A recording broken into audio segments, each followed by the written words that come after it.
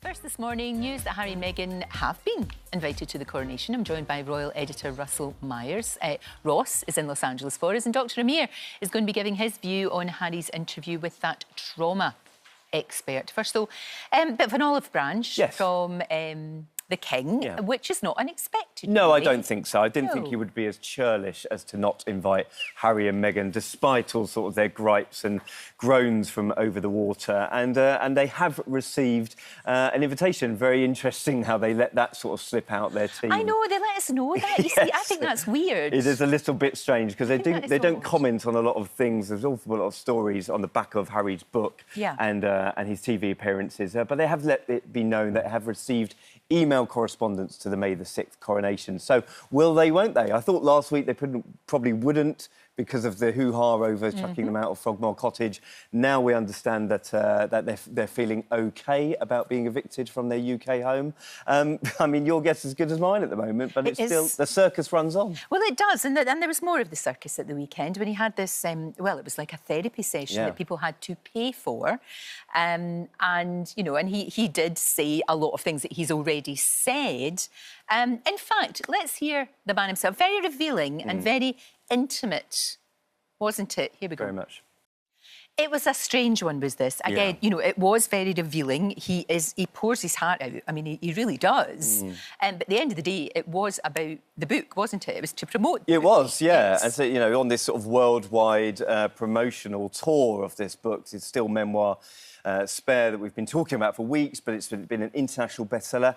However, a bit more revealing. I mean, he talked about coming from a broken home, and that's why he did so well at the army, because they recruit from broken homes. He spoke about that he tried to lobby his family to get therapy. Now, we don't know whether they have or they haven't, but he said that he'd been fearful of getting therapy because it would he thought it would erase the memory of his mother, but when he got it, he felt sort of free from it.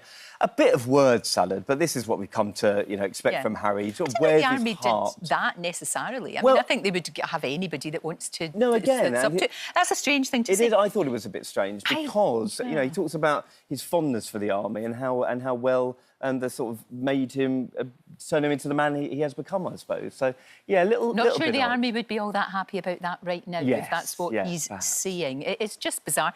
Tell you what, we've got our Ross in LA. Ross, I wonder about the reaction to this over the weekend and just generally, because they have, it has to be said, become figures of fun. They've been lampooned on South Park, and you know, you watch all the chat shows, the late night chat shows. A lot of them have been having a real go at him. So, where do they stand in the celebrity world, if you like? Yeah, I mean, I think it's definitely dipped out here, as you say, Lorraine, but also, as you would imagine with this as well, you know, I think it was somewhat mixed. I think there was, you know, a degree of sympathy for Harry from some people as well, you know, when he touched on, you know, the lack of affection then about him being a father. So I think he garnered some votes there. But, you know, it's very mixed out here. As we said before, I think the popularity definitely not as it once was. And we've got to the stage now where people are actually, you know, famous people are having a go as well, and you know what they're like sheep. So if one person does it, then it kind of opens the floodgates, doesn't it? Which actually must be quite worrying for them, I would have thought. Yeah, I think you're absolutely right. You know, again, as you say, the minute one comes out, then everyone thinks, oh, it's fair game and we'll all start to come out now. Rebel Wilson, comedian and actress, she's been talking about the time when she met the couple for the first time, and I think you'll get from this she kind of liked Harry more than Meghan. See, that's very interesting. I don't know whether anybody would have said that even a few months ago, and she's not the only one, is she? No, Chris Rock, we talked about it earlier on in the teasers. Coming up, I'll be telling you more about that Chris Rock live Netflix special. But even during the Netflix special, he referenced that now legendary interview on Oprah and that whole part when she talked about the royal family possibly being racist. He had this to say about that. Been very, very interesting, isn't it, Ross? Thank you for the moment. During the interview, the doctor that he was talking to, his name was Dr Gabor, diagnosed Harry with ADD. Amir, what does that mean? Is that ADHD on this side of the pond? Is that what that means? Morning, Lorraine. Yes, ADD is what the Americans call ADHD, attention deficit hyperactivity disorder. It's a behavioural issue, a psychiatric condition. We don't know exactly what causes it. We know people who are at increased risk are those with a family history or babies who are born prematurely or with a low birth weight. And these symptoms do vary from person to person, but the main symptoms are difficulty concentrating or focusing and hyperactivity and impulsive behaviour.